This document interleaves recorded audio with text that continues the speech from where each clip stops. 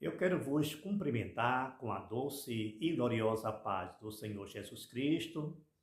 Estamos felizes mais uma vez por estarmos aqui junto com vocês, né? É sempre uma alegria manter esse contato com vocês. E no vídeo de hoje eu vou abordar sobre um assunto bem curioso.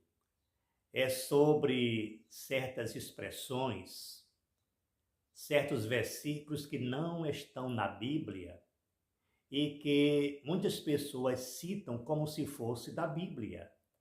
Alguém pode até dizer, olha, a Bíblia diz isso, isso e isso, e nem diz. São adágios populares, são ditados populares que as pessoas aprenderam e às vezes esses ditados têm certo sentido, têm certa lógica, são verdadeiros, mas que não está na Bíblia. E outros que não tem nada a ver com Bíblia, é até antibíblico, é até totalmente distante dos princípios bíblicos. Outros são textos bíblicos que foram distorcidos, que foram mal interpretados, então usou-se outras palavras para se referir àquele texto bíblico e quase mudou o sentido. Como eu disse, alguns é verdadeiro na sua essência, não na palavra, não no texto. Outros são completamente desprovidos de princípios bíblicos. Então, eu vou citar alguns, porque se eu fosse citar todos, então eu passaria aqui o tempo inteiro, eu passaria um dia citando esses ditados que alguém pensa que é da Bíblia. E se eu fosse narrar um por um, daria até para fazer outra Bíblia. Esta é a realidade. Então, eu vou citar o primeiro. É bem comum, é bem conhecido. Os humilhados serão exaltados. É até bonito. Dá até a impressão de que está realmente na Bíblia.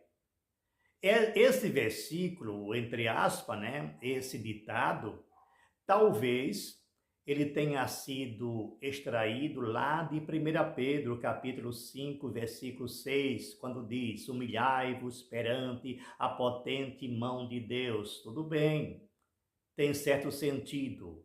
Agora, isso não quer dizer que a frase em si está 100% correta. Às vezes a pessoa se humilha e nunca é exaltada, a não ser lá na glória. Mas tudo bem, né? Então, o outro texto, também muito comum, eu já ouvi tanto esse texto quando eu era adolescente, quando eu era jovem. Quem tem promessa de Deus não morre. Talvez isso tenha sido um consolo para muitas pessoas, um conforto. Agora, isso é muito relativo. Primeiro porque a grande maioria das promessas de Deus são condicionais. Anota isso. As promessas são condicionais. Isso quer dizer que quando Deus promete algo a alguém, ele promete mediante uma condição. Ele fez isso com Israel o tempo todo. Se for fiel, eu te protegerei, assim, etc. Mas afirmar categoricamente que quando Deus promete, a pessoa só morre depois que se cumprir a promessa, não tem amparo bíblico e essa expressão não está na Bíblia. Quem tem promessa de Deus pode morrer sim. Há um Deus soberano, ele pode justamente até revogar uma promessa, porque ele é soberano, ele não faz, ele não quebra princípio, mas é possível que ele faça. Mas também é importante frisar que a gente tem que imaginar que temos promessas condicionais de Deus. Então, quem tem promessa de Deus pode morrer sim. No meu tempo de de jovem, quando eu fazia evangelismo, eu via muitos pregadores, ao convidar uma pessoa a aceitar Jesus, de uma forma até dura, ele dizia: quem não vem pelo amor, vem pela dor. Dando a entender que se alguém não quisesse aceitar Jesus, Jesus ia buscá-lo de todo jeito, à força, no sofrimento. Esse texto não está na Bíblia em parte alguma, nem no Velho Testamento, nem no Novo Testamento, expressão quem não vem pelo amor, vem pela dor, premissa totalmente fora de sentido. O outro texto, faça por ti que eu te ajudarei. Talvez alguém se baseou em Josué, lá no capítulo 1, versículo 9, quando ele manda Josué se esforçar, esforça-te e tem bom ânimo. Talvez seja esse o ponto de partida, mas que essas palavras não existem na Bíblia. Faça por ti que eu te ajudarei. Então, se alguém citar isso, dizer que é a Bíblia, agora a gente já pode explicar que não é isto um versículo bíblico. Não cai nenhuma folha sem que Deus o permita. Isso também não está na Bíblia. Agora, partindo do princípio de que nós estamos lidando com um Deus todo-poderoso, um Deus que tem o controle de tudo, um Deus que sabe todas as coisas, aí tem lógica, mas nunca Jesus falou isso. Nunca nenhum apóstolo falou isso. Nenhum profeta falou isso. Não está na Bíblia, portanto, essa expressão, não cai nenhuma folha da árvore sem que Deus permita. Agora, no Alcorão, na Surata, capítulo 59, essa expressão existe, sim, mas na Bíblia não. O outro texto, seus pecados foram jogados no mar do esquecimento. Não é um versículo bíblico isso. Agora que Deus perdoa nossos pecados e esquece os nossos pecados, tudo bem. Mas, textualmente, não está assim. Alguém se baseou em Isaías, no livro de Isaías, capítulo 55, no capítulo 43, o versículo 25, quando ele diz que esquece os nossos pecados e que por amor dele, as nossas transgressões, ele não se lembra. Sou eu quem perdoo as tuas transgressões e por amor de mim e dos teus pecados me não lembro. Esse é o texto, mas não está dessa forma.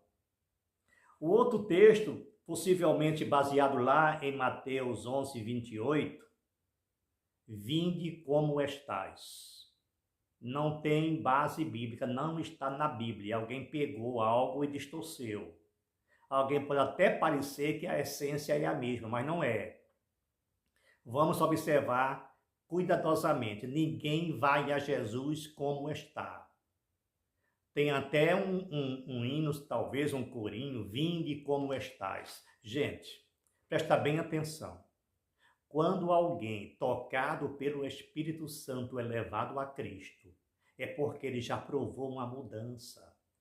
Ele já sentiu uma transformação de caráter.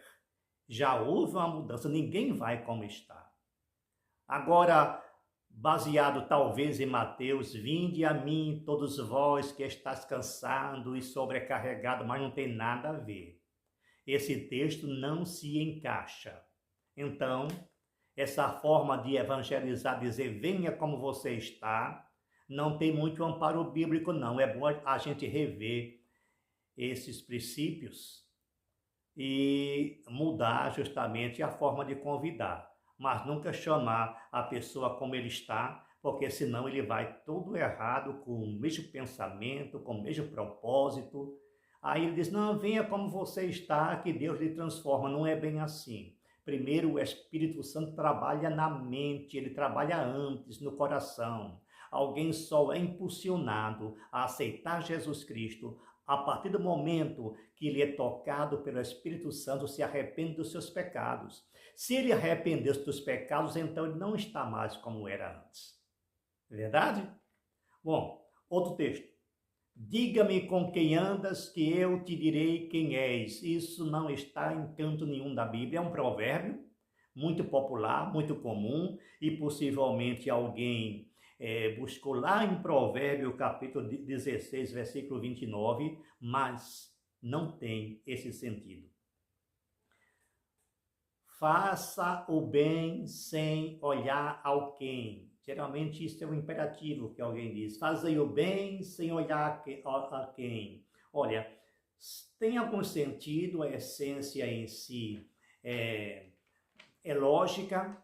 A Bíblia manda justamente fazer o bem. Alguém se baseou lá em Gálatas, mandando fazer o bem a todos, principalmente aos domésticos da fé, mas esse texto, dessa forma, não se encontra em lugar nenhum da Bíblia. O outro Jesus é o médico dos médicos. Tem sentido, tem lógica, agora não está na Bíblia. Ora, primeiro porque nós sabemos que Jesus Cristo é o Senhor dos senhores, o Rei dos reis, o Mestre dos mestres, o médico dos médicos. A essência está correta, mas não está desta forma na Bíblia. Outro, para a gente já finalizar, mente vazia, oficina do diabo. Alguém até cita isso, dizendo que é a Bíblia. Olha, gente, a Bíblia diz que mente vazia é oficina do diabo. Agora, em certo sentido, quando você não preencher os seus pensamentos, a sua mente, o seu coração com as coisas de Deus, você vai ficar vulnerável aos ataques de Satanás. Mas isso não quer dizer que esse texto esteja na Bíblia. Outro, o pouco com Deus é muito. Não está na Bíblia e nem tem sentido. Medita direitinho.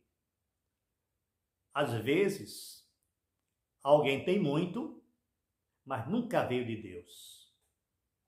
Alguém tem pouco, é um pouco sem Deus e vai continuar sem Deus. Isso é muito relativo, isso depende da pessoa, isso depende da forma de aquisição desse algo, desse muito, esse pouco. Então, isso não quer dizer necessariamente, de forma genérica, que quando alguém tem pouco, é porque com Deus tem pouco, mas vai ser muito com Deus. Às vezes tem pouco e é pouco mesmo. Depende muito do contexto, da situação, das circunstâncias. Aqui se faz, aqui se paga. Talvez alguém se baseou no princípio da lei da semeadura, tudo que o homem plantar, isso ele colherá. Mas isso aqui não é genérico para esse texto. Aliás, o texto não se enquadra bem, porque aqui o que estraga tudo é quando ele diz aqui. Não, nem sempre. Nem sempre se paga aqui. Pode pagar lá no além-túmulo. A lei da semeadura existe sim, existe. Talvez alguém se baseou isso, o princípio da semeadura, mas se paga aqui ou se paga lá. Tem pessoas que pintam o 7 aqui e não acontece nada com ele. Vai ter um encontro com Deus lá no outro lado. Esta é a grande realidade bíblica. Quem dá aos pobres empresta a Deus, não necessariamente. Isso não é um versículo bíblico. Isso não está na Bíblia. Alguém pode dar aos pobres e isso não quer dizer necessariamente que Deus vai ficar lhe devendo. Primeiro porque é um dever nosso. É uma obrigação, não é nenhuma virtude ajudar o próximo. É uma obrigação, é um dever. Agora, isso não quer dizer que deve existir uma contrapartida, porque é uma obrigação. Você não emprestou nada a Deus. Tudo nós devemos a Deus e Deus não nos deve nada. Esse versículo, além de não estar na Bíblia, ele não tem a menor lógica, o menor sentido. Alguém pode dar todos os seus bens para os pobres e continuar miserável diante de Deus se ele não tiver Jesus Cristo como seu único Senhor e Salvador. Amém? Que Deus vos abençoe e que o Senhor dos Exércitos possa trabalhar sempre na sua mente e no seu coração para a sua edificação espiritual. Não se esqueça de dar o seu like, de acionar o sininho, de se inscrever no canal, de compartilhar, para que mais pessoas possam ser agraciados com a palavra de Deus. Amém?